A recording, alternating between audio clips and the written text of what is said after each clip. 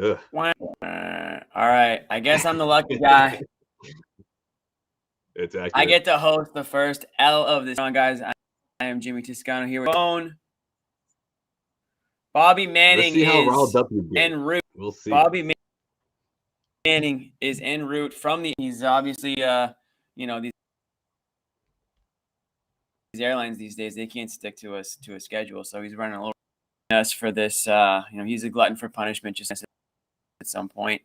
And about this 120 to 102 Bulls first loss of the year. A game that if you would just watch, the show is brought to you by our good friends at Athletic Greens. We're going to talk a little bit about those great sponsors. Right now, there it is, com.com/garden. You receive 40% off a Com premium subscription. Shout out to Com. We're going to need Com tonight. I know I needed it from quarters 2 to 4. And then athletic.com, AG1, athleticgreens.com/garden, 1 year supply of vitamin D and 5 free travel packs with your first purchase. Athletic Greens keeps us going throughout the day. Keeps us going throughout the night, I guess you could say. And a little bit of both for both those problems. Yeah, we need all the help we can get after a night like we just had. And the Patriots going on as we speak. That's an interesting game in and of itself. I'll tell you what, the Celtics are. The Patriots have a big quarterback controversy that will be filling up the airwaves tomorrow. I'm not sure if the Celtics will get much attention locally, but again, 120 to 102 loss. They had a 19-point first quarter lead, Josue, and just like that. Yeah. I don't know. Was it all in the first quarter? That they blew the whole thing. They lose by 18. They were down by 24. It started before the second quarter, but the second quarter is when things got really ugly, and they just never recovered. It was bad. Tatum, first quarter that we've seen, 15 points, couldn't miss. And then, by the time he comes back in, it's complete. No one's playing defense. The second unit was a complete, in that second quarter there. Hate to say it, Brogdon, my guy, just a little him. Von Lay, I thought had a tough one with that second unit. Grant Williams, a tough one. That's the whole game. We'll get into that a little bit later. Some maybe officiating that too happy with. And our friend Joe Muzzulla, his first career ejection. And I don't know if he got his money's worth in this one. I don't know if he got his money's worth for that ejection. He did not. Seemed like a quick hook. Josue, what are your give me a takeaway or two. Unfortunately, it's we've got a L. We've got a loss here to break down on this show, which I'm sure is going to be hurting him to not be able to. Will be on Patriots post game happened shortly after the Garden Report. Right, doubleheader on CLNS. Typically, they go about an hour after the Pats game. It's good, but if you guys are hanging around with us tonight, you get the Celtics show, then you got the Patriots. So we'll be with you guys, wins, losses, regardless. But Josue, give me something from the.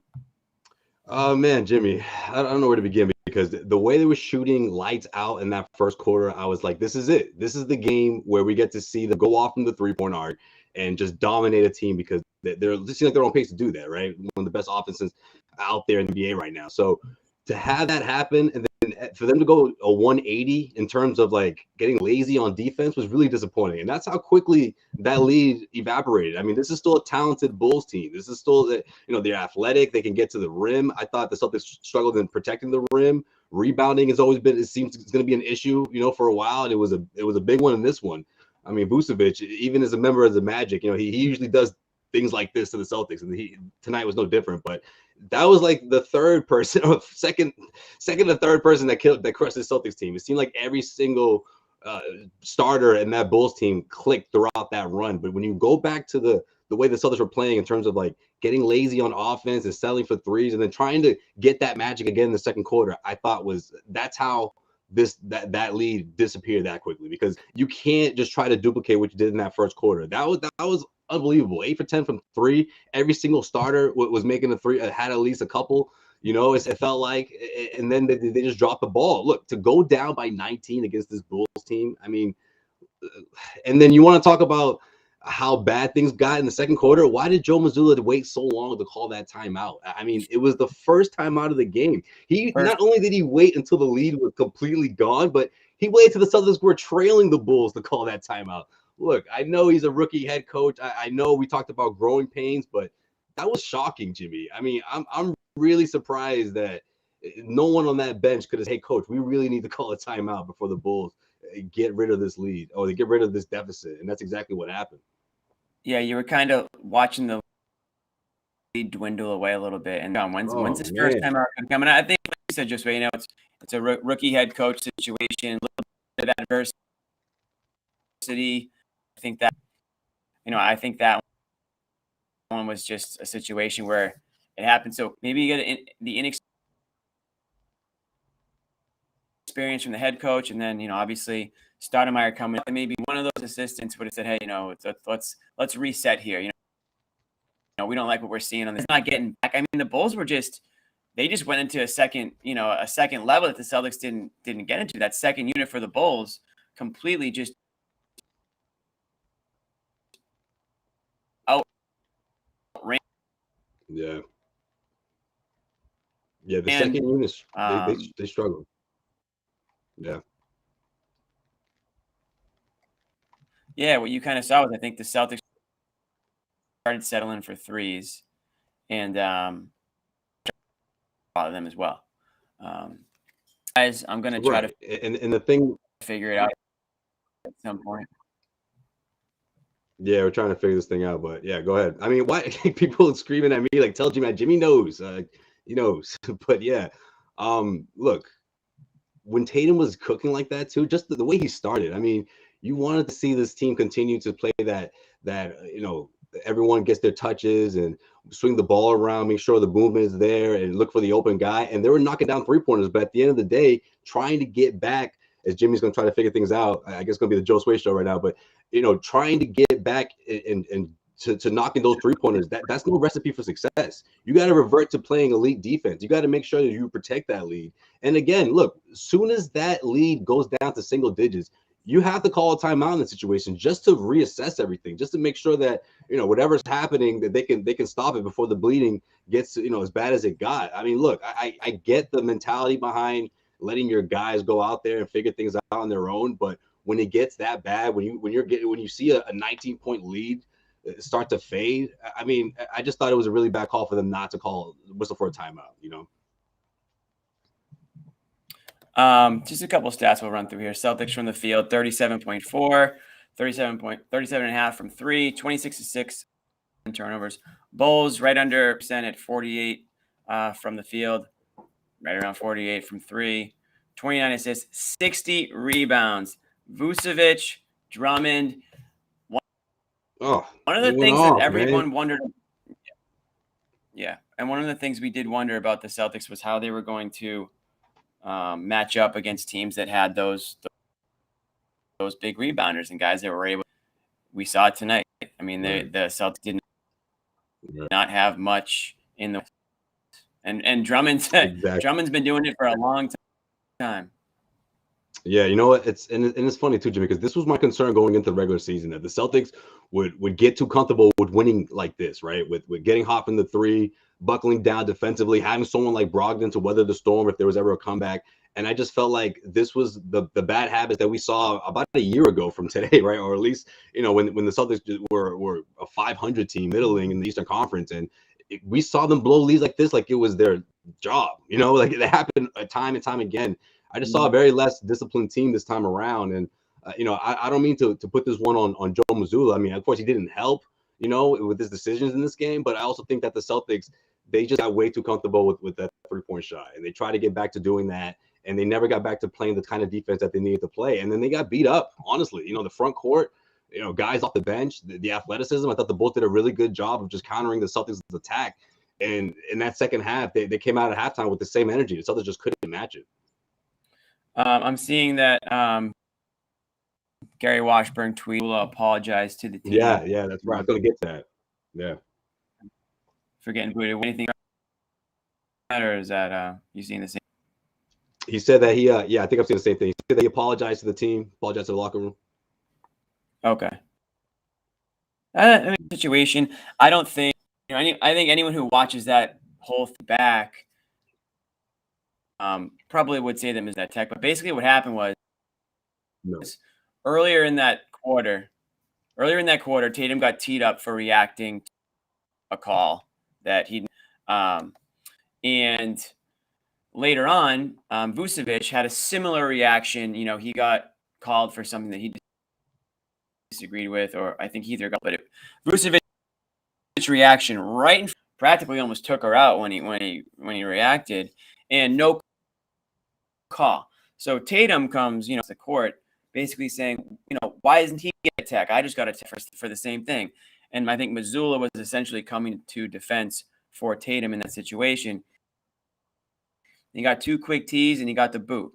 Damon, at the rest, I think at that point the wheels had started to come off anyways, in terms of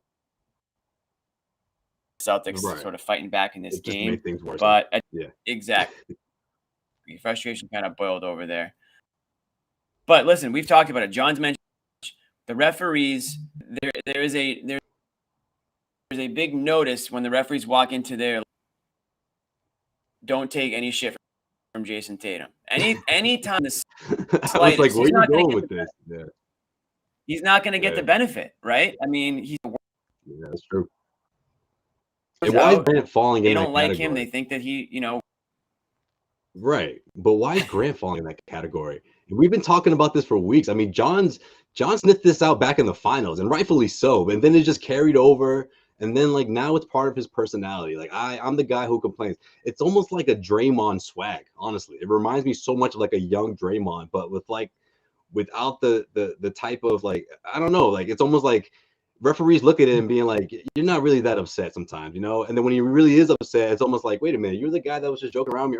I don't know. It's a weird dynamic now, or it's starting to get into weird territory between Grant Williams and the officials. Whether it's him joking around when things are good, or with situations like this where he does the dramatic walk-off. And look, I don't think he intended to hit that official. I don't think he meant to make contact. But why do you have to get up and be all dramatic like that? And why go in that direction? I don't know. Look, I get it. In the heat of the moment, you react the way you react, and you're upset, and you're down, and you know that you blew a 19-point lead, so it isn't easy. But he's gotta find a way to tame that. He can't just react every single time it's a foul against him. Relax, Grant. We like what you're doing right now in terms of the role that you're in, but don't tarnish it by doing things like this or making this a habit. I think again, him and Tatum are kind of like two peas in a pod in that sense, right? And they're rubbing off on each other. I mean, he was frustrated because he got called. He got called for that really wasn't one. The play right before that, and he was on tilt, so he was already pissed off when he got the blocking call, and he just jumped up, and I know he bumped into the ref. I don't think he meant to. So dramatic, bro. Come on, man. Yeah. It's not a 2-point game. I get it. Okay, yeah. When it rains, it pours. It was pretty bad at that point. But I don't know. It was a lot, honestly. And I don't an official guy made contact with it. I mean, yeah, they're gonna do that. That's an automatic ejection. That's just what happens in the NBA. Yeah. Yeah, I'm looking quickly at just on Twitter, and Muzzulla says, he has to have better composure under the circumstance. In a game that kind of, I think Muzzulla obviously was thinking about that blown lead, and he let the emotions of the game. Yeah, he did. But he also we'll learn from it. I mean, it's. No, I was gonna say, I feel like he should have if he spent more timeouts, or if he let out that frustration sooner, maybe this doesn't happen, right? Maybe he doesn't let that stuff boil up. So whatever. I don't know if he said something that crossed the line. He probably didn't. Just maybe he just said something that was smart. Whatever was said, it was enough to warrant that, or it wasn't. But that's just what the official decided to do. And I feel like he's got to, I don't know, man, he's got to even this thing out in terms of like controlling his emotions and his timeouts and all that. That just really didn't help the Celtics at all. You know, it's not the reason they lost, but it just didn't help whatsoever. So 15 points in that first quarter, 26 on the game, and like the rest of the team, cold. I mean, he finished 8 for 18, not the worst efficiency, but certainly when you start the way he did, this is with just 26 points on that type of shooting. Jaylen Brown 8 of 23. You had Brogdon 5 of 16. Only 4 shots for Marcus Smart tonight, 4 for 6, and then Al Horford. He was putting up 3. Then he hit a bit of a cold streak, and then I don't think he made those 2 in the first quarter. Just a weird game. Yeah, just a weird one. It wasn't, but that's what we talked about going into the season, though, right? When everyone is like, how is this coach going to be put in such a big spot? Well, how are they going to face adversity? How are they going to respond to adversity, rather, right? And this is obviously the first big test, the first loss of the season. I mean, they're riding high off those 3 wins, obviously, going into this one, and it was sort of that game, I guess, the one that you start off so well, everything is great, and then all of a sudden the sky's falling, and you forget how to make it stop. Guys, we're waiting for Bobby to get here, and then I'm gonna try to figure out my Wi-Fi situation. I know it's probably struggling. I don't know why, but it is. So when Bobby jumps on, I'm gonna jump off and see if I can figure it out. Just bear with us for a few more minutes. I think Bobby's pretty close by, but that's just the situation that's what we have to work with right now. This is right. Typically it's Josue with the Brocky with hey, I sympathize, man. I'm I'm not gonna be like, that's why when people are like saying stuff in the comments, I'm not gonna be like, Jimmy, come on, fix it. I'm the last one to talk about that, about connections. So. I know. But yeah, so I feel your pain, Jimmy. So that's where we're at. Yep, with this one. I mean, I'm the Celtics a few days off now. Your Wi-Fi needs Athletic Greens. Fact. Very astute. Yeah, this is a good time for that break for the Celtics, right? Yeah. Few days. I mean, obviously it's not a physical. I think they've certainly got a lot to look at now, right? They've and they see what happens when I think they took their foot off the gas in the defensive end, and defensively in the game they won either. I mean, they're scoring a lot of points. They're also giving up points. I don't think this team can play like. I don't think that they can just assume that they're going to drop 120 points a game. It's just not. Right. It's just not the case. As talented as some of these guys are, sure, Tatum and Brown easily. But I just think it's not the way they won last year. And majority of this roster is back identity, which was, on the defensive end. That was their bread and butter. I know they don't have wins right now, but they still have to play offense. When you start letting the Bulls beat you down the court and score in transition, they're getting back, setting up on the defensive end, like you're the opposition's pace. Where this team needs to get out on the break. They need to make those stops on the defensive end. Yeah. They need to run back. And now with that whole, take foul being gone, it's even more reason to play that stronger defense and get out on the break. Like that's how they're going to win their game. Yeah, so that's a good point. It was just very uncharacteristic to see that in the second. What they tried to do, they fell back into that trap where we saw 2 years ago, try to get back in one shot, just three-pointer. Right. They weren't even trying. What it reminded me of. Yeah, they weren't the paint. And, and that's part of the reason why on the rebounding end as well. So, just a few. Right.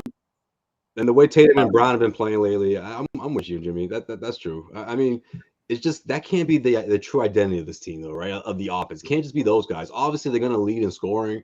Tatum looks like he's on pace to average 30 or more, so there's no problem there. And Jalen not gonna be that far behind, but they have to be that kind of team where the defense leads to offense. In this game, this is a great teaching moment for them. Obviously this is a good team.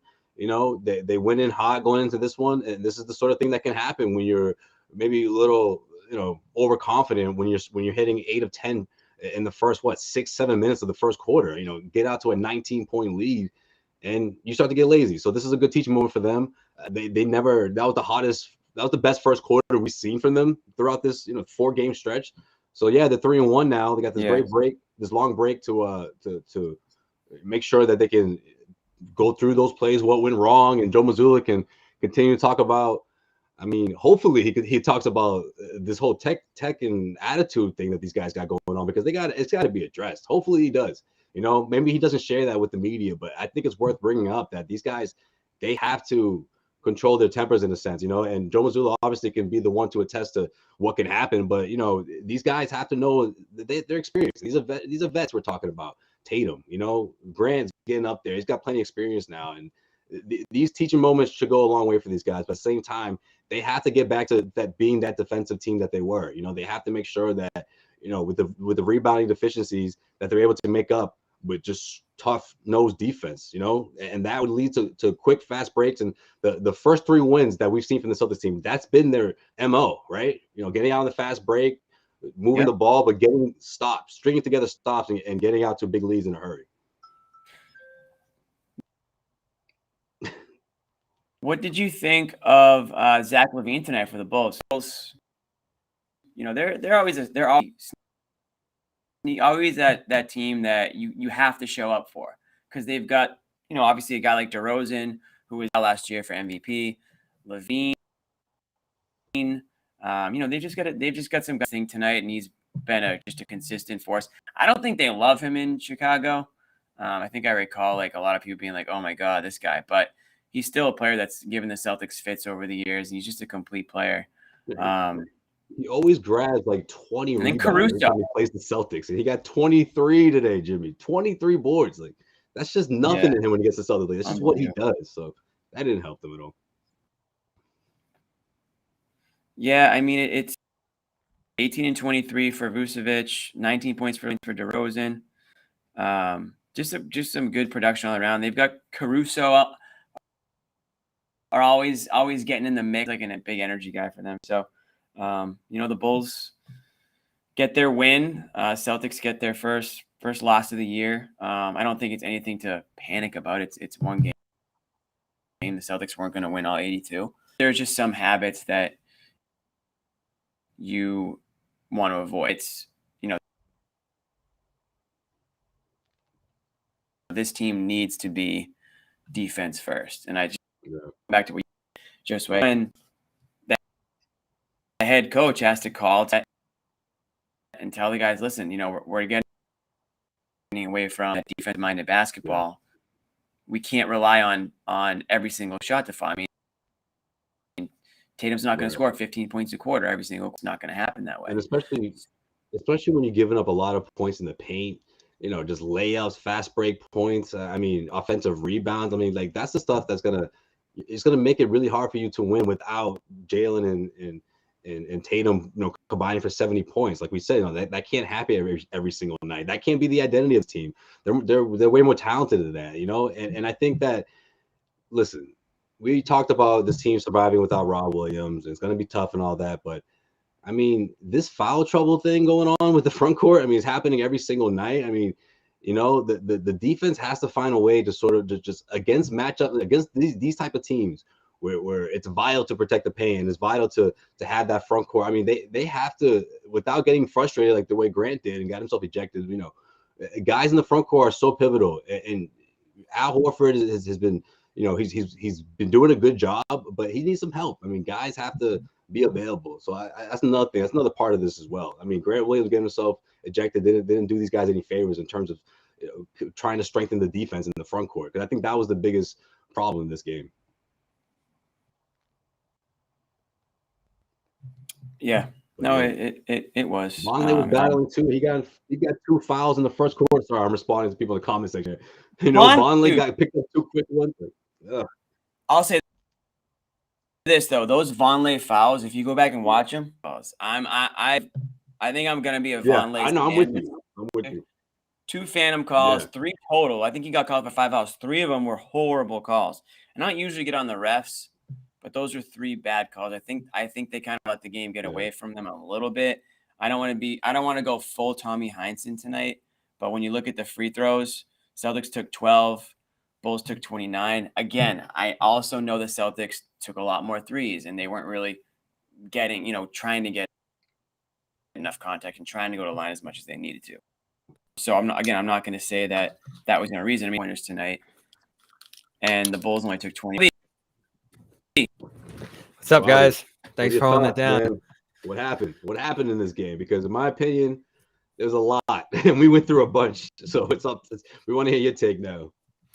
Yeah, there's 2 things hot on my mind, and I don't think anyone wants to hear us talk about the refs all night. But we all watched that Montreal game, and we saw Tatum and Grant and to some degree others getting caught up in the incessant complaining. And it's interesting, the 2 games I've gotten to watch pretty close to the court so far, Montreal and Orlando, you can hear it from the sideline, them yelling out for calls in Montreal, even assistant coaches. Grant screaming after that early knockdown foul in Orlando, or no call rather, when Tatum shot the corner 3 and kind of got knocked to the ground in front of the bench.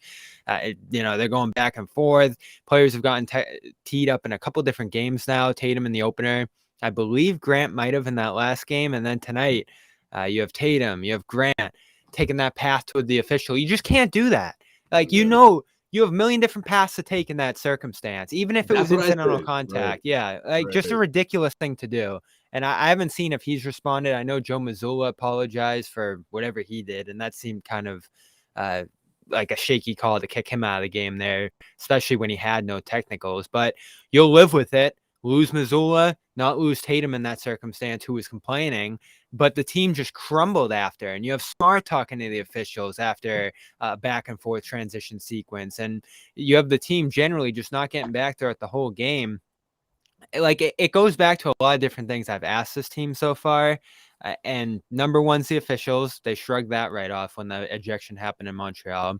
Number 2, is this new take foul rule that we've talked a lot about, right? You can't foul to stop transition runs. Yeah. And they got run off the floor tonight in transition. So clearly that's a bit of a point of adjustment. And all I've heard from them so far is that it wasn't really going to affect them. So the defense is bad right now. There's no more denying that. You're not protecting the rim at a high level.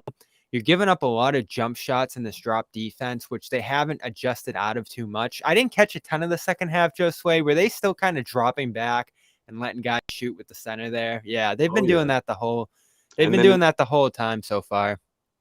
In transition, they just weren't getting back, and then you had the athleticism of these guys. I mean, they'll blow past you. Vucevic will get things done in the half court set, but rebounding, that's all effort, right? Yeah. What was it? 15? They gave up 15 offensive rebounds. I think they only converted to 16 second chance points, but that stuff kills you when you're trying to stop the bleeding, and that's exactly what they were trying to do in that third quarter. They just couldn't. It was the type of run where the Celtics just they reverted back to those old habits that we talked about before you hopped on, and it just seemed like with no head coach, Joe Muzzulla got ejected and Grant Williams got ejected. It was too much for them to overcome, in my opinion. And you've talked about the jump shooting, Josue. 48 threes again in this game. The reliance on that is clear so far. You hit some early.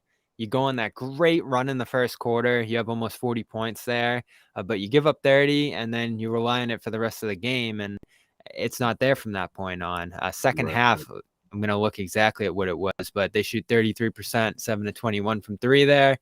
That's pretty much something else too, Bobby. But go ahead. That's pretty much their percentage from the field. So offensively, you're pretty reliant on that jump shot. A lot of guys don't have it to start this year. Even Brogdon, I haven't seen him hitting at a high rate. Smart has struggled immensely from the field. I think we looked at a graph that showed him as one of the worst two-way players in the league, like analytically so far in terms of efficiency. And Brown too, 0 for 2 in that second half. So offense wasn't great either there. And that's what allows for the Bulls to get out in transition the way they did. Right, exactly. And that was the second quarter. To me, when they got the double-digit lead, it was when Celtics were trying to recreate the magic from the first quarter. And what did they go? 1 of 11 going into the halftime, or at least in that quarter. In the second quarter, they were 3 of 16 from 3, 6 of 25 from the they field. Finished with 3 of 16. It was one. I think it was one out of 11 to up until like the 3-minute mark. But this is what to I your want point, how can almost every shot in a quarter be a 3? 16 out of 25, like that is crazy. Laziness. It reminds me of what this team looked like a year ago when they were and they did that in Orlando. I don't know how Yeah. much you caught of that game, but they were settling throughout, and they got lucky in that game. So we could be talking about a 2-2 team at this point. So this is what I want to ask you about. The Bulls, you raced a 19-point deficit. They pull ahead 46-44 with 7:47 left to go in the second quarter, and Joe Muzzulla calls his first timeout. Bobby, is this a big problem, or am I tripping? Am I crazy? Like, am I just overreacting here? Like, why wait so long to call a timeout? I didn't love it in the first game where we talked about it. But this is one that worse, was the Miami one. But this 19-point lead, you let disappear before you call a timeout. I'm really surprised. Yeah, I don't love the strategy of letting them play. Like, that's got to be his role, is to have that feel from the sideline. And so you're concerned on 2 fronts with Muzzulla tonight, right? The first one is that timeout strategy from him doesn't seem to be the right approach. I don't at least think so. We'll see what happens with more and more games under their belt here. And we're 4 games in. So I don't think we know for sure whether that strategy works. I don't tend to like it. John didn't like it. You don't like it as well. Tatum and the players like it, though. So it might be something that just appeals to them. But look, if you got a 19-point lead and it's down to 9, and they did that quickly, right? Like 3 to 4 minutes, I'm calling timeout. It's like, I don't understand why wait so long, and then like what's the sense behind that? Unless these guys really are calling their own shots here, and if that's the case, then I don't like this team's chances in terms of when they face adversity in close-knit games, because their personality, in terms of their attitude. And look, I know it's only 4 games, but this is something that we're going to talk about, obviously, and it's going to be a talking point, because when your head coach gets tossed, when another key player gets tossed, and you blow a 19-point lead, you go down by 22 at one point, and the Bulls score 120 on you, after the first 3 games. It's a complete 180 to the team that they were, so. You're right. 1 timeout in the first half. You can't save them, right? You lose some at halftime, you lose some into that fourth, and then into the final minutes of the game. So you already saw the lead start slipping at the end of the first, and you didn't have a big lead. On the road, damn. Yeah.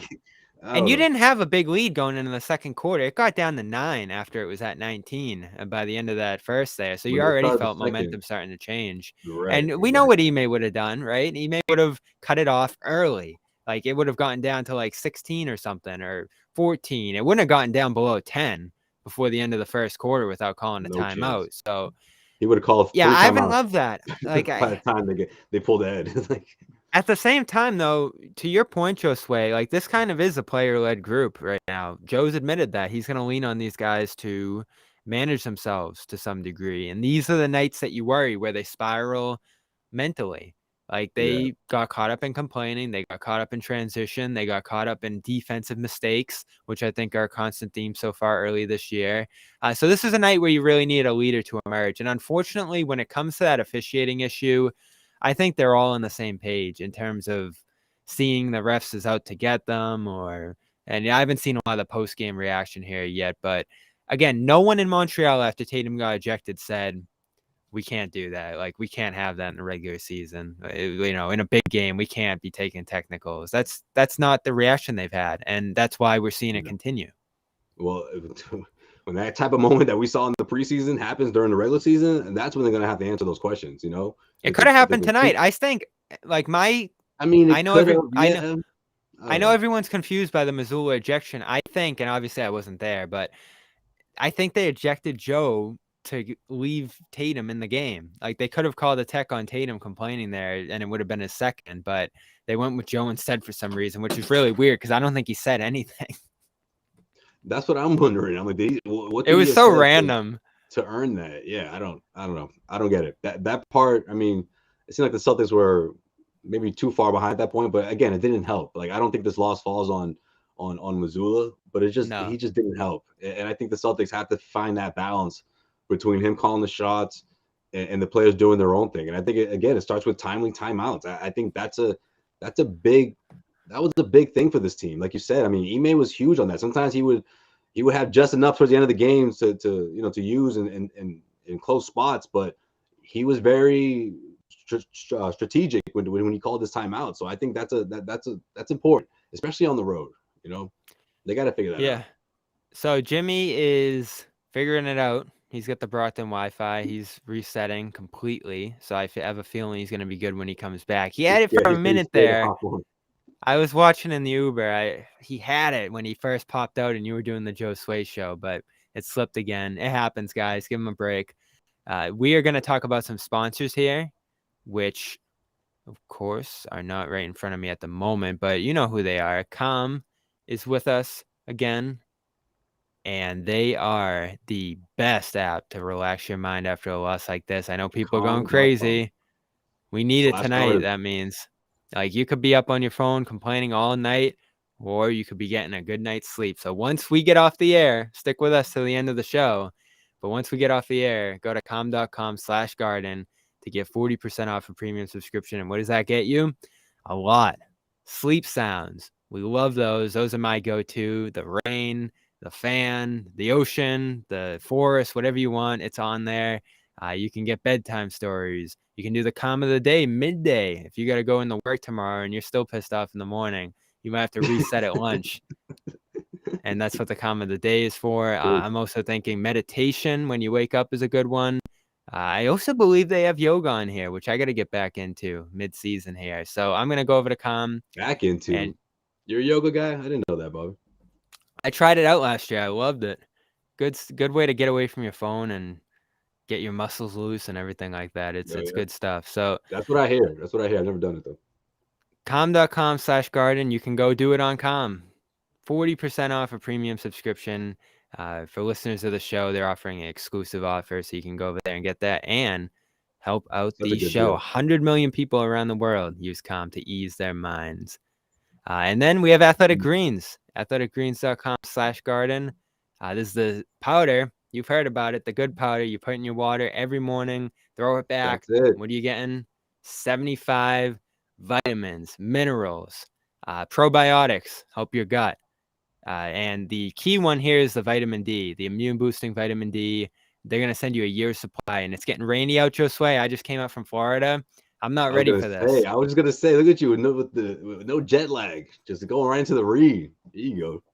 Yeah, so I'm not ready for this weather up here. It's looking bad. I went down there right at the right time, but this is the problem with coming back: is you hit that rain, you hit that cold, you hit those early. I hear daylight savings time is about to end, so it's all bad out there. But when you try Athletic Greens, it's gonna turn good with vitamin D and your travel packs to take to work, give you a nice energetic boost. And that's the thing this time of year. You need that little boost with the dark mornings and dark nights. Have this in the morning, you're just going to feel a little bit more pep in your step. You're going to feel healthier. You're going to feel just overall healthy and well-nourished. It's whole food sourced and tastes great. So go check that out. They got cool gear as well, as you know. And we're still doing it. No phenomenals tonight.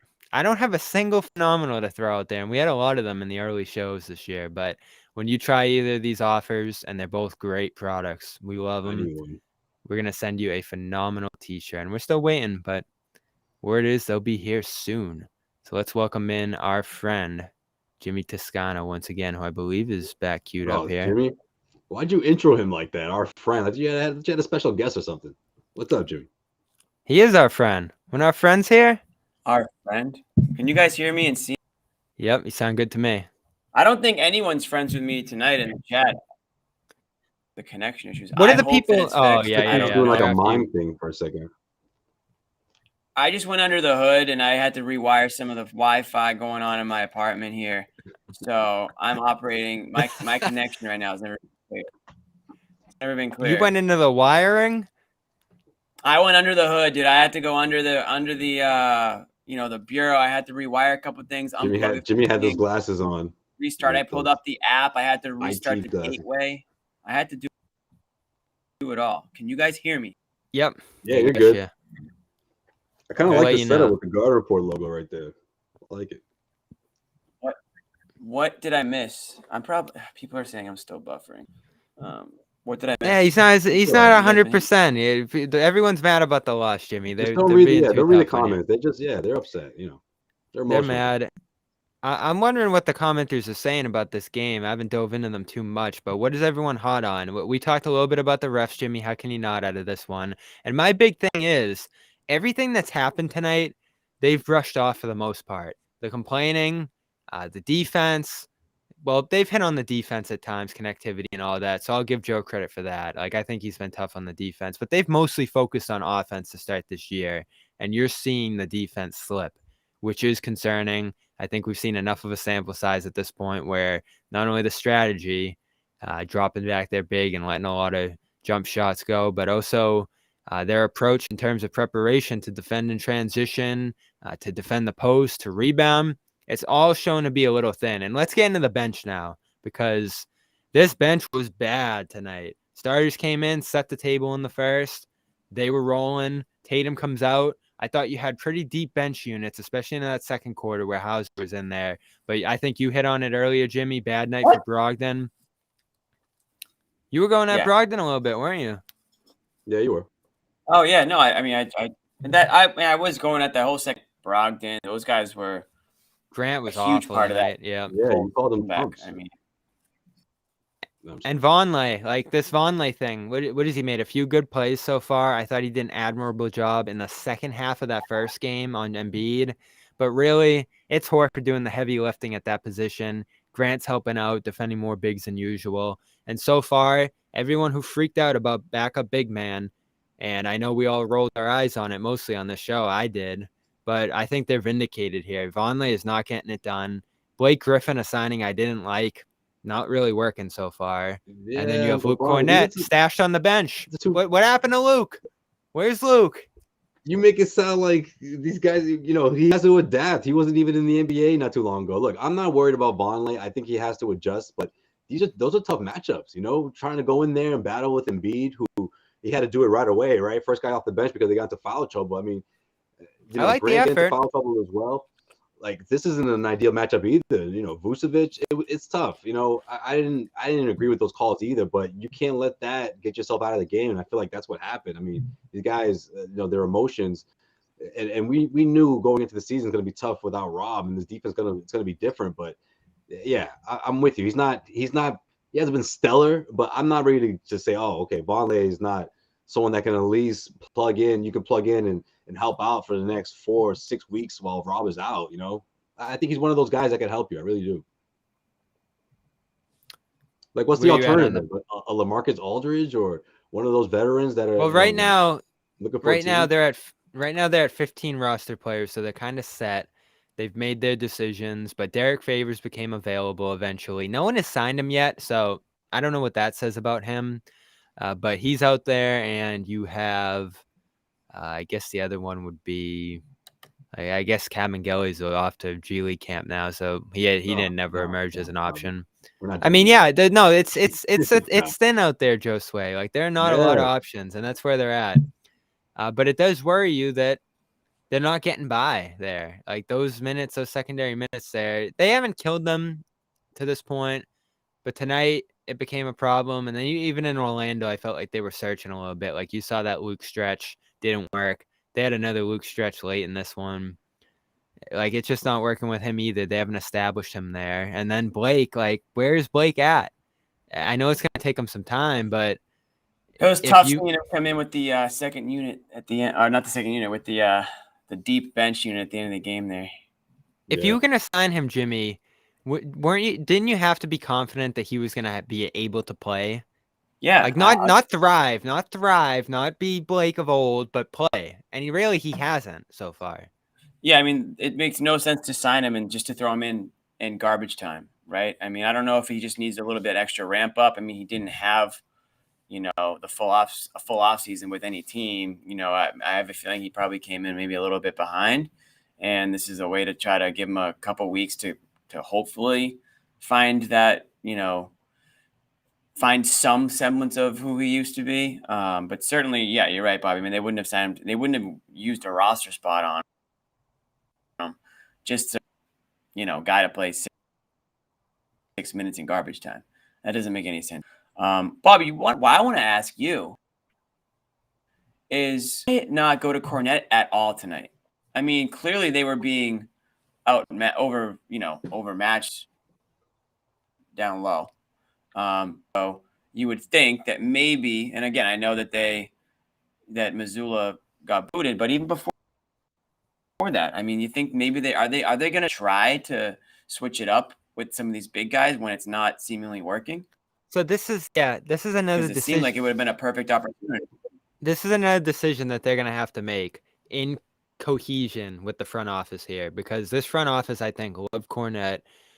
He was in the starting unit in practice to start camp, and he gets hurt, right? So nothing you can control there. I think he missed most of training camp. So that puts you behind. I don't think he's looked good since. So you can understand why he hasn't been part of the starting unit, certainly, but also part of the rotation here. But they haven't really tried and committed to integrate him so far. Like Vonleh shot ahead of him, and credit to Vonleh. He had a great preseason, great camp. He switches some. He does a lot of the things that they like and can get up and down the floor. The way they're trying to play stylistically doesn't fit for Luke, right? They're trying to run. They're trying to switch. They're trying to be versatile. And he can't really do any of that stuff. He's going to sit back and protect the rim. He's not going to do much on offense other than hand the ball off. So you have a decision to make here. If he's part of what you want to do, you have to start trying to integrate him. You're right, Jimmy. And if he's not, he's got this partially guaranteed contract, and maybe you look elsewhere, right? So you're in the tax. You're able to sign some veteran minimums for like $1 million, and you get some luxury tax payments. And we're not at this point yet, but eventually you have to make a decision if he's a guy on the bench who can't play and you need some help at that spot. So like you got to pick one of two directions: commit to him and try to integrate him in a game like this, especially, or move on and try to find something else there. So we're not at that point yet. Again, we're 4 games in, and this is the first bad game they've had with all this stuff. But this isn't stuff that just popped up tonight, right? Like we've seen them struggling at the backup 5 spot. We've seen them struggling defensively, and we've seen them struggle to connect on that end. So it's been a problem that they've just covered up with great shooting and great offense, and they couldn't do that tonight. Right, and that's what they try to lean on. But yeah, I mean, look, I'm with you, but I'm not saying he's a lost cause. I just don't think he's there yet, and that could be a lot to do with his health. That can be with him just being integrated to the system. But I just think for what they're trying to do in terms of switching and that sort of presence in the front court with Vonleh, it's almost like it almost gives me some like Bobby Portis vibes, right? I mean, he's kind of like gives you energy just straight off the bench. You can switch. He can hold his own in terms when he gets caught in switch and guarding the perimeter. He can shoot three. This is Noah. Yeah, Noah. I'm talking about Vonleh. Yep. Excuse me.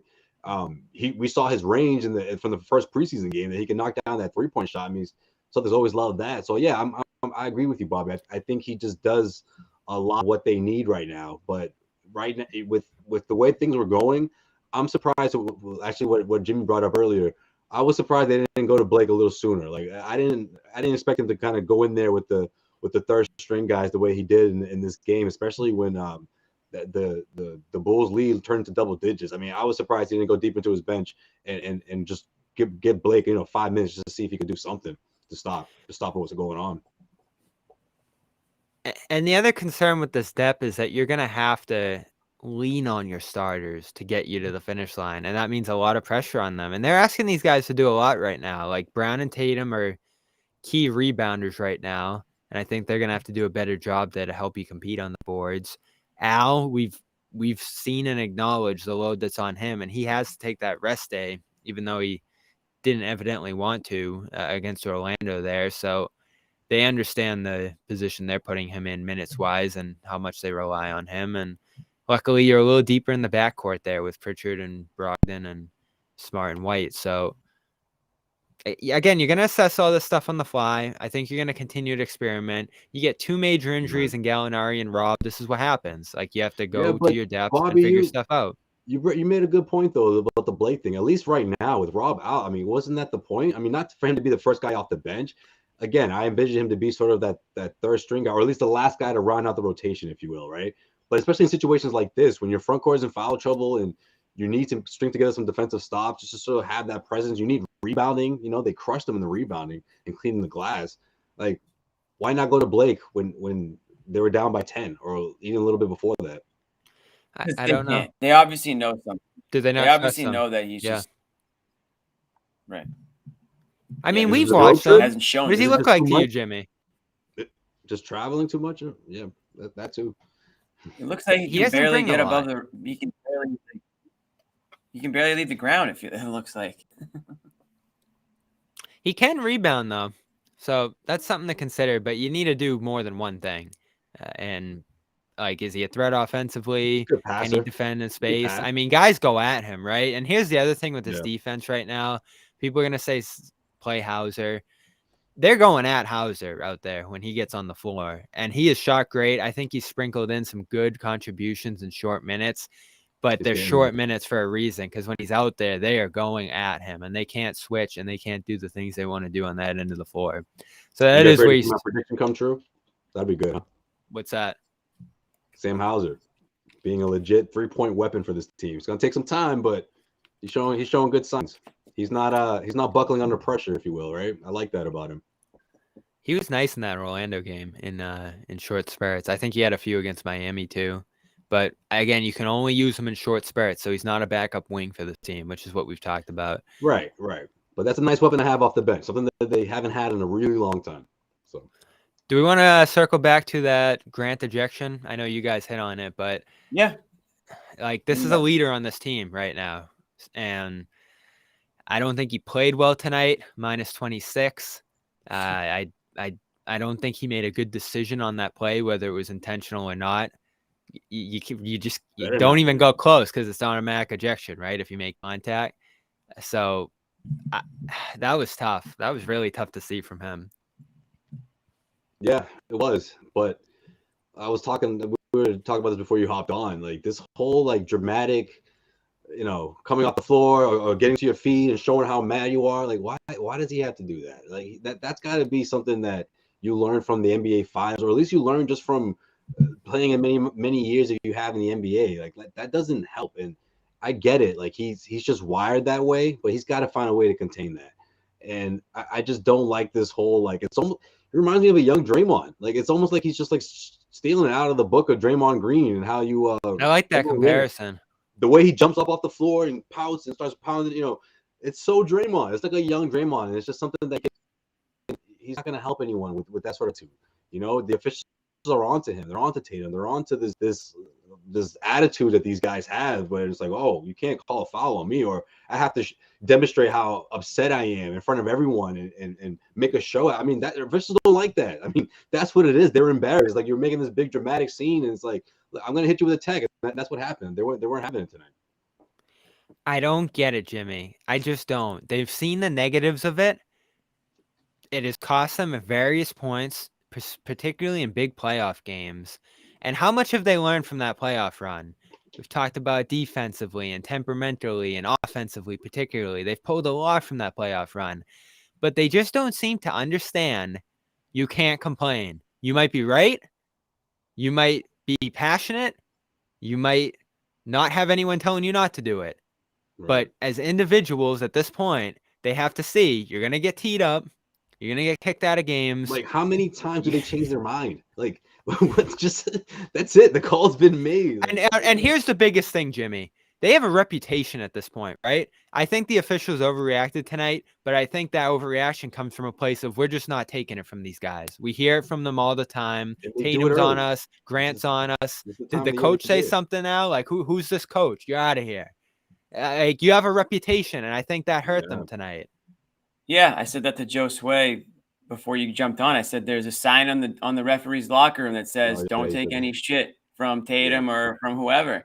This first sign of something, it's just a quick tee. Like, these guys they're not going to get any breaks from the referees, whether it's arguing text, whether it's any sort of blocking charge, whatever you want to call it.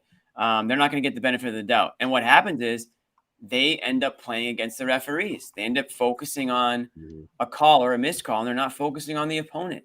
It's like rec league stuff. You know what I mean? And we've talked about this with these guys for like 3 or 4 seasons now. I mean, when we first started the show, I feel like we had these conversations. So I don't know why that they can't get past it, but that's one of my concerns with, Muzzulla now being the head coach is, are they going to listen to him when he said, hey guys, shut the hell up and play basketball, right? And Muzzulla of all people gets booted. I didn't think Muzzulla deserved to get booted. I mean, I didn't obviously hear what he said, but he got 2 quick texts.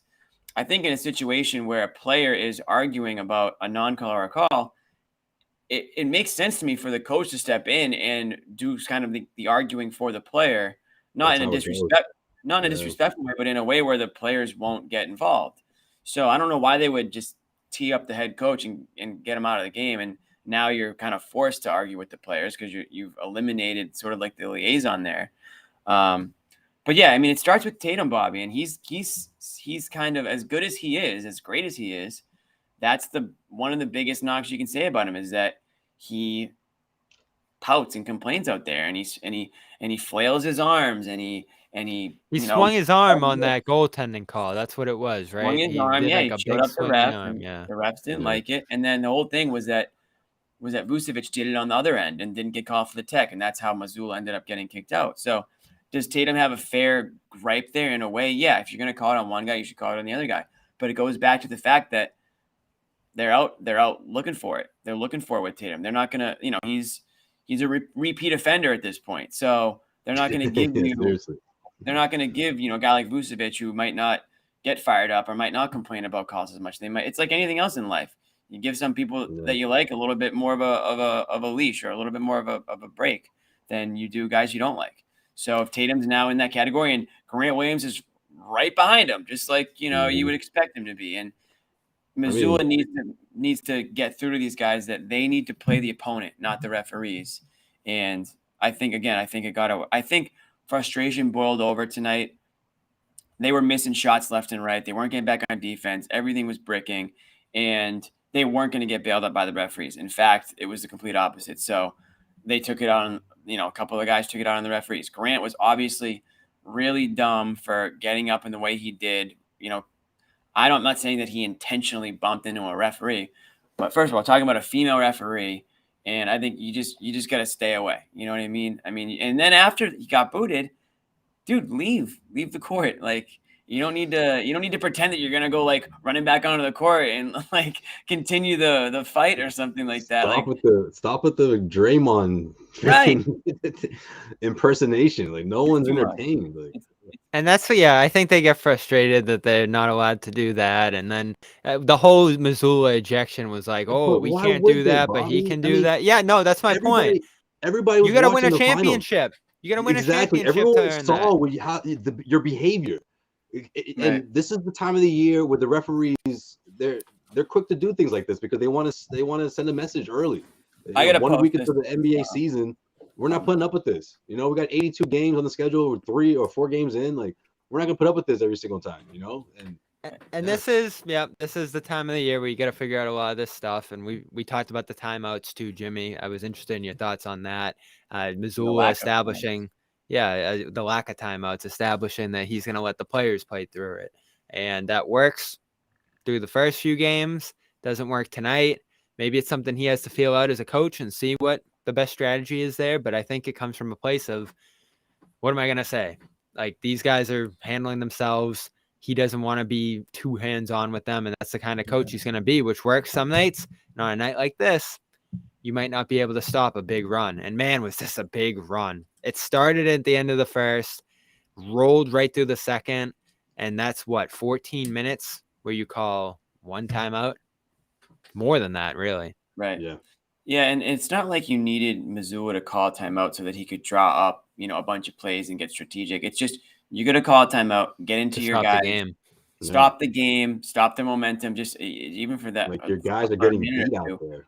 You're on the road. The fans are completely back in the game. In-game momentum. We see it, every single game. How many times do you say it's a game of runs? It's a game of runs.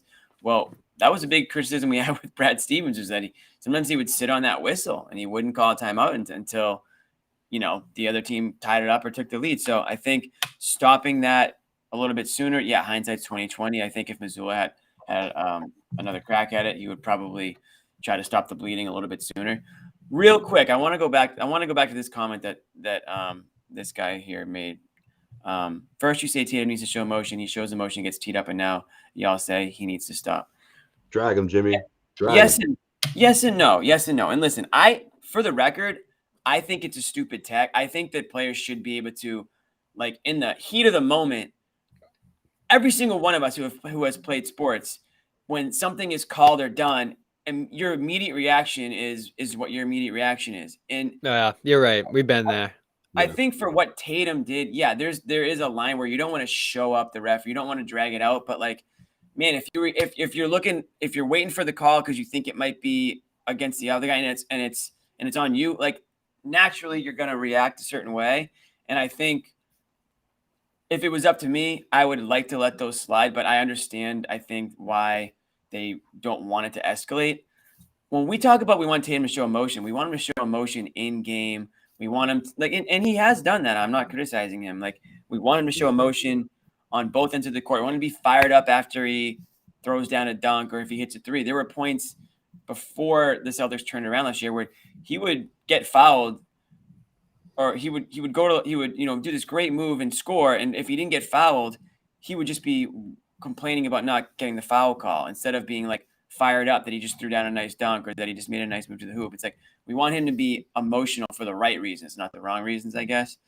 Be fired up for your teammates, things like that. That's the leadership and emotion that you want. It's not being emotional about a non-call or a call. Like, that's clearly something the league is focusing on, especially when it comes to him. So, use your energy and emotions elsewhere. Don't use it on officiating where, like, the word is out now. Like, the label is out. It's been like 3 seasons of this, and now there's a target on your back. So you have to live with that, and you have to understand that. And it's too bad. It might cost him a couple fouls here and there. But he's going to have to earn it back by, changing the way he treats the officials out there. And same with Grant. Grant's not even close to a superstar.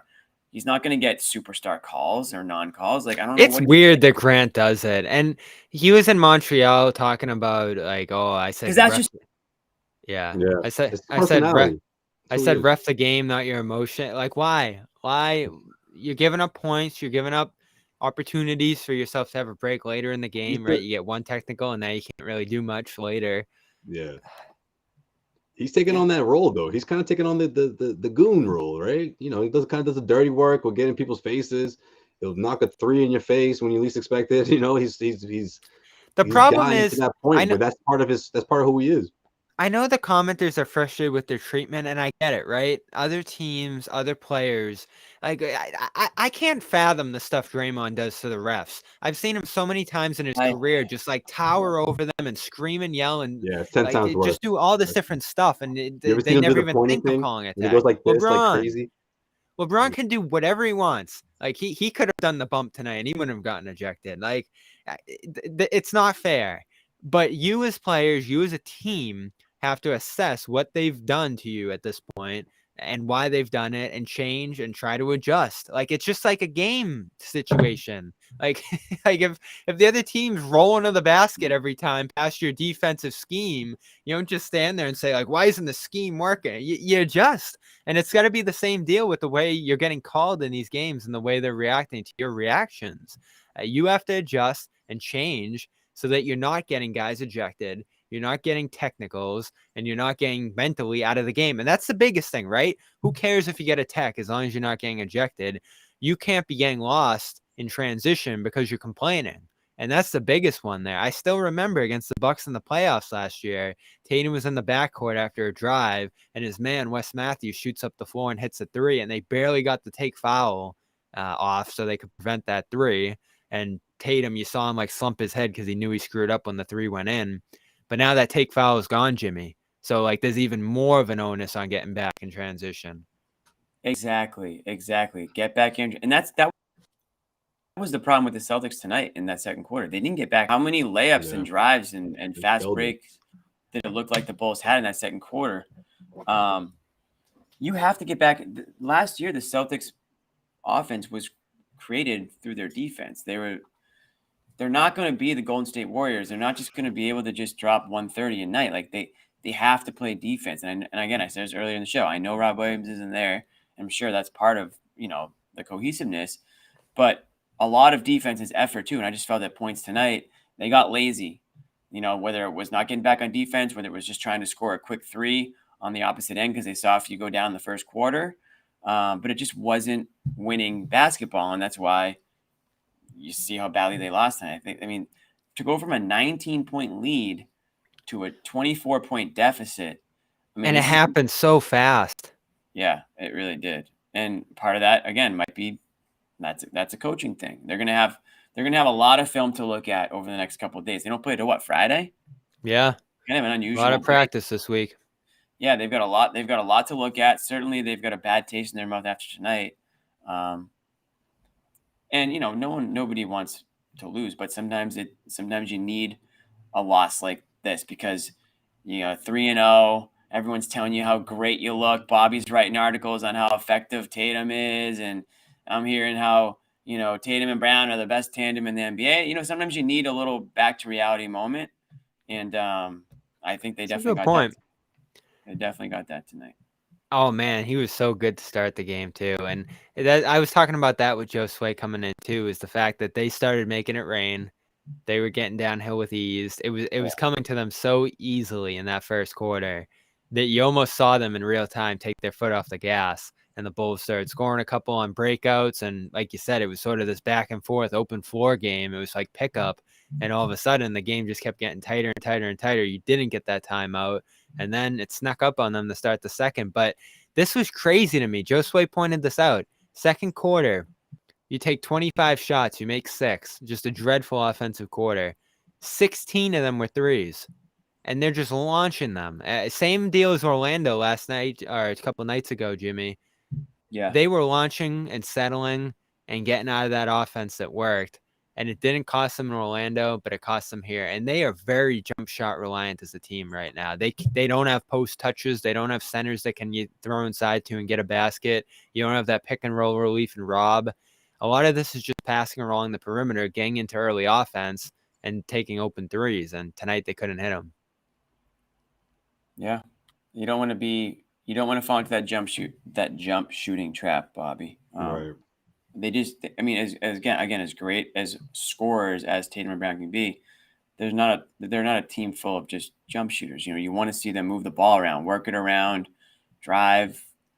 I want to see some play action. The team basketball that we saw, for the second half of last year. Al Horford.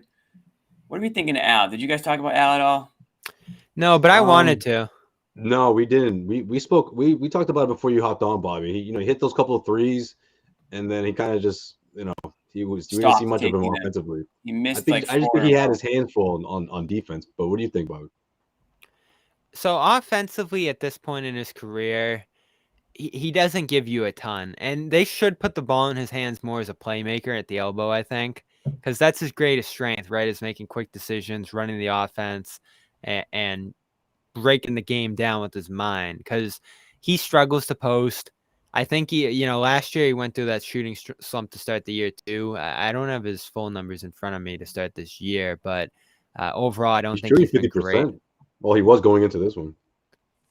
Yeah, I don't have a big problem with his start, but he is one of the many guys who has to double up their efforts on the boards. He said that tonight. 5, 5, 5, 4, 6 are his totals so far. And he didn't play a ton of minutes in this one either after the night off. And that's the other thing about this team now. You wonder is what kind of load can they put on him? How reliant do they have to be on him? And I'm still surprised he took that Orlando game off because he seemingly didn't want to. And then you come out here after a night off, and I don't think he had the greatest game in the world. So I'm interested to see how they're going to utilize him, how they're going to put him in the best position to succeed, because he played the 4 last year, right? So he wasn't banging around as much. He wasn't that guy on the boards always that needed to get in the mix in there. And now all of a sudden, parking him at the 3-point line, right? He's just basically taking 3-pointers. Yeah, offensively. And then defensively, I think Josue made a good point there. You're banging with Vucevic all night. So that takes a lot out of you. That's it, over the course of the season, that's gonna pile up on him, and probably hurt his offense. Right, Jimmy? That's sort of like how you can really get the Celtics vulnerable, like hit them in the vulnerable spot, right? Like you get their guys in foul trouble, their bigs in foul trouble. All of a sudden, a second unit comes in, and that's when you can really do your damage, especially if And that happened on opening night. Yeah. Right. But the only thing is that it was fool's gold for them to think that the way that the 3-point shot was falling. What they started out 8 for 11, from behind the arc, they got to this big 19-point lead, and then everything went the other way. Yeah, and when they're picking this one, because again, we were saying the other night this team was going to be a wagon and win a million games. So you come out and blow a 19-point lead. There's going to be a lot to nitpick here, as we should. And we're going to have to hold this team to a high standard, because I think we've all come back to a place where we're looking at this group, despite their injuries, despite some of the deficiencies, as a championship team. It's just going to take major efforts from them to get through this regular season and get through this period without Rob and find a new identity. And that's the thing right now. Like, they're looking for new rotations. They have a lot of new players, Brogdon, Hauser, all these centers we've mentioned. And they've emphasized that when we've talked to them, is the fact that they're not totally connected. They're not totally acclimated defensively. But it's been bad. Like, you look at their numbers right now, they are a bottom 5 defense. They're as bad as any defense in the league right now. And that's just not acceptable for a team that was historic on that end last year. And it's not just Rob. They were missing Rob for most of the playoffs, but their defensive numbers did go down in the playoffs too. So that takes a bite out of it. It's just going to take efforts from other people. Well, I think they have the personnel to do it. That's the thing. That had to be before Rob many people's concern. Want to pull up? Or am I still we got you.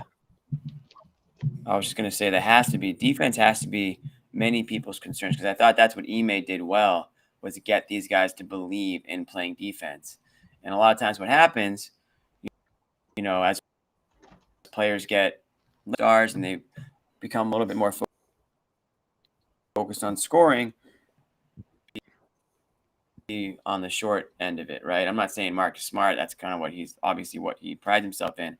But I'm thinking, some of the guys who might be thinking offense first are not have that same tenacity on the defensive end. So you can't get into these 125 to 120 wins every game or losses, right? You have to make some defensive stances and again, turn your defense into offense. That's the easiest way for them to get the wins that they're going to end up getting.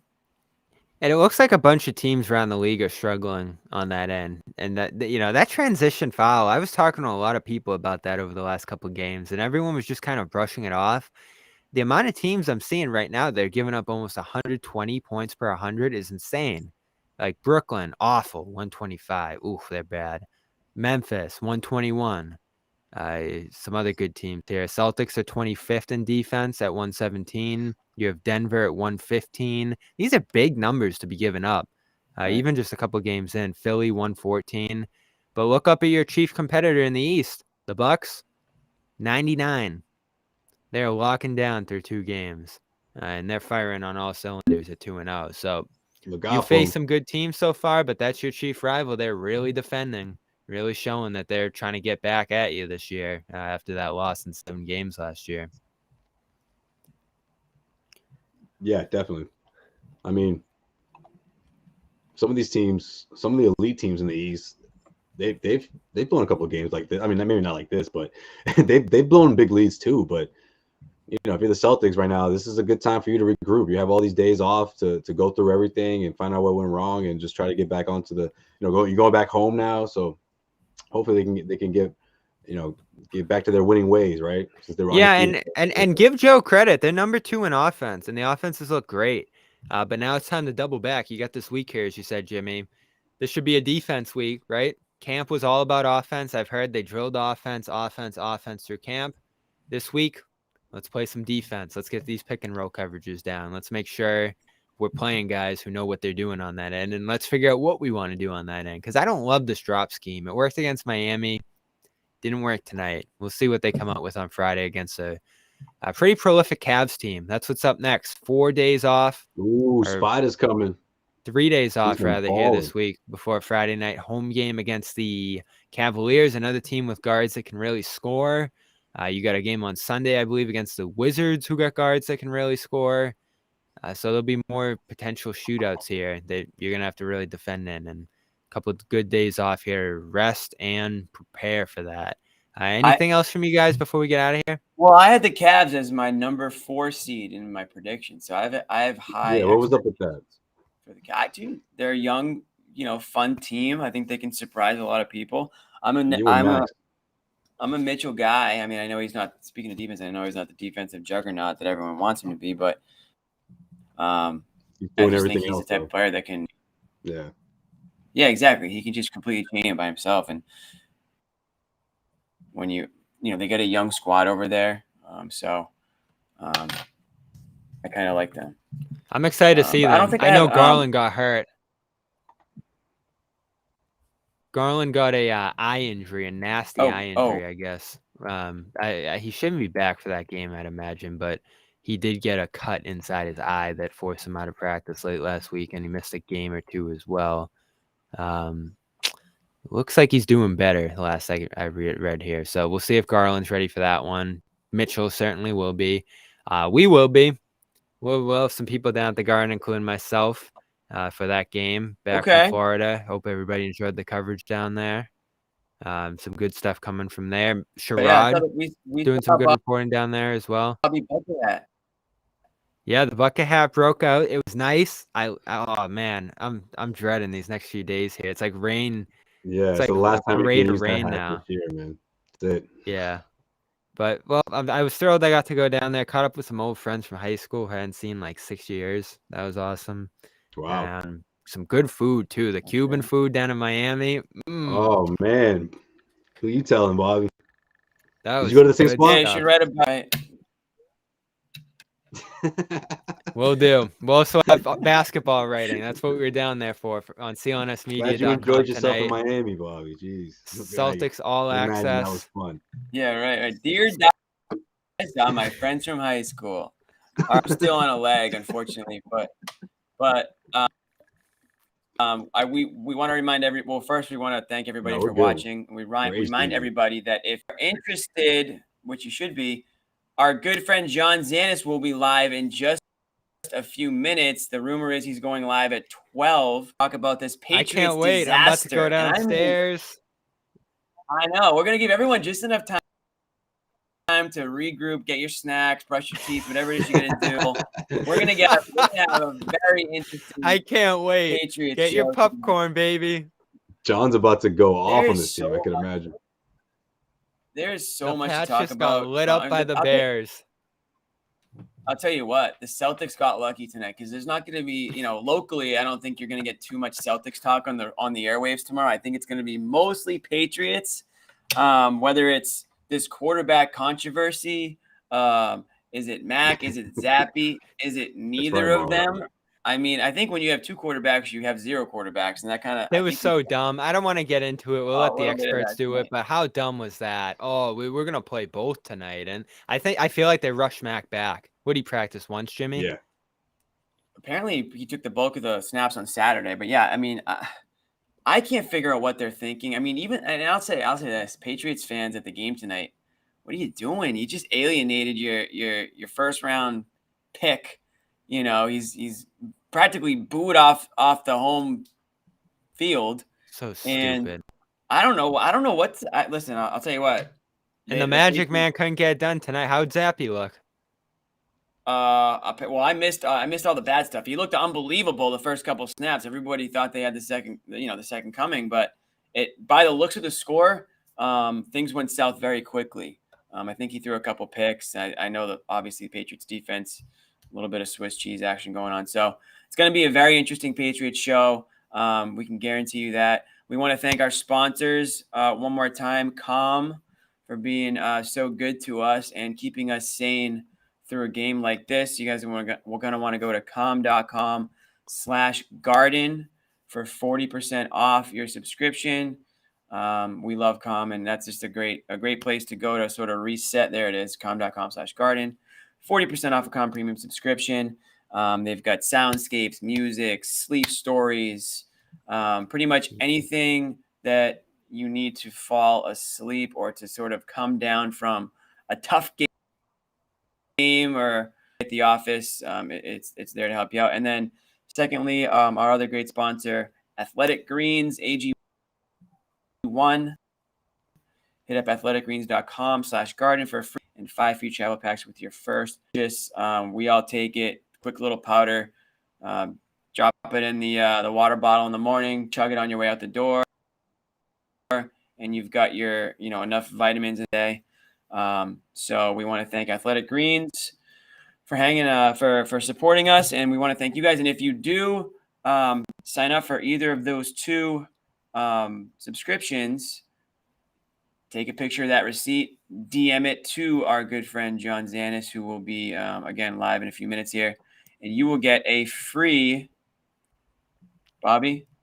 phenomenal t-shirt. Phenomenal. Only one phenomenal thing tonight. The first 8 minutes. That's it. That's it.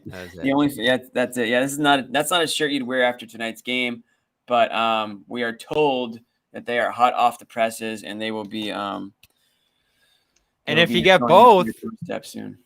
If you get both, we'll throw in a bucket hat. Is that true? That's awesome. No, that's right. Not an offer. Yeah, we're working on that one maybe for next year. Yeah. That's pretty funny. That's a playoff. Like, what are we doing? What are we giving away? We'll do a playoff promo. All right, guys, we're gonna head out of here. You guys have a few minutes to, like I said, reset and come hang out with John and talk. I'll be in the chat. Yeah. Oh yeah, I'll go over there. I'll be in the chat. I'm about to hop on Discord. Check me out there. Also, Josue's going over Discord. All right, Josue Discord. I want to apologize one more time for my horrific Brockton Wi-Fi. There it is. Join our Discord server now. clnsmedia.com/Discord. Josue, I feel your pain tonight. Hopefully we can get it sorted out. Why are you apologizing? Josue was pristine. You should talk to Josue for some advice. No. Don't ruin it over here. What did he do? Figure it out on your own. For whatever reason, like the Wi-Fi that Josue was harnessing is now over here. I got to figure out how to get it back to him. Go back under the hood, Jimmy. All right, good night, everybody. Get over there. All right, see you guys. Peace.